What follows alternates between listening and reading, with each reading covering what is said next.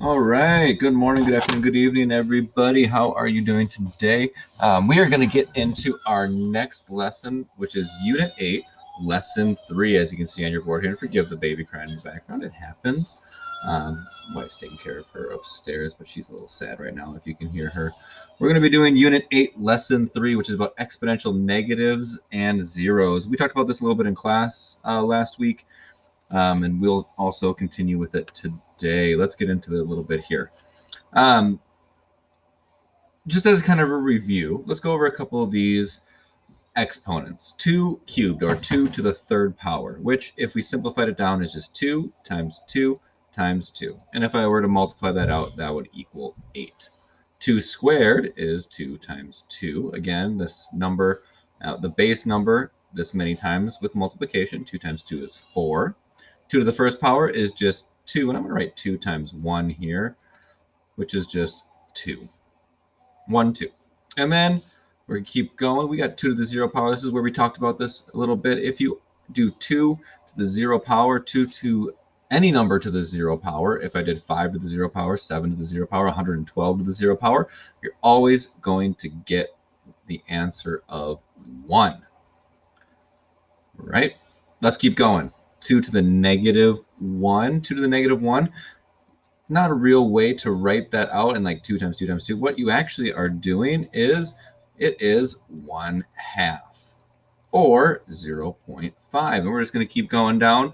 2 to the negative 2 power is 0.25. I should have wrote that the other way. Or 1/4. And keep going. 2 to the third power, I'm going to go back to the original way I wrote that, is 1/8 or 0.125. Okay. How do we type exponents on a calculator? You can do that with negative numbers as well. If you're using the TI-84, remember, you're going to write the number 2. You're going to press the key that looks like this. It's called a caret key. It's right below the clear button. And then you're going to write the exponent. Depending on the calculator, it might put it right next to there. It also might put it up in the spot here, depending on which calculator you have. TI-84, TI-83, just depends on which one you're using. It might put it up. It might just make it a number right next to that caret. And that works with negative numbers as well. Well, what patterns do we notice here? Well, if you go through all of these numbers, what you actually are doing is you are dividing by the base every time. And in this case, our base was 2. So we are dividing by 2. And when we write our exponents as a simplified answer, we are always positive. Positive. Okay, which means that we are going to write that are greater than 0.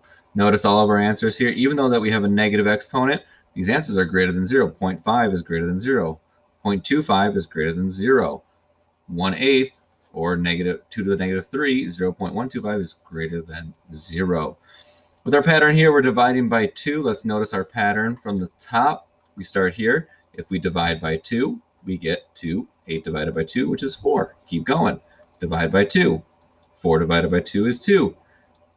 Ooh, that was poor. Let's try that again. Divide by 2. 2 divided by 2 is 1. And then we get into our fractional answers. If I divide the 1 by 2, I'm going to get 1/2. 1 divided by 2, well, that looks right. That's 1/2, which is 1/2. If I divide 1/2 by 2, I'm going to get 1/4. 1/2 divided by 2 actually equals 1/2 times 1/2, which equals 1/4. Just keeps going, and I do it again. One more time. Divide by 2. I'm going to take 1/4 and I divide that by 2, which equals 1/4 times 1/2. 1/4 times 2 is 8. Looks like the same answer here. That just gives us kind of a brief introduction into what our exponents are going to be with negatives and zeros.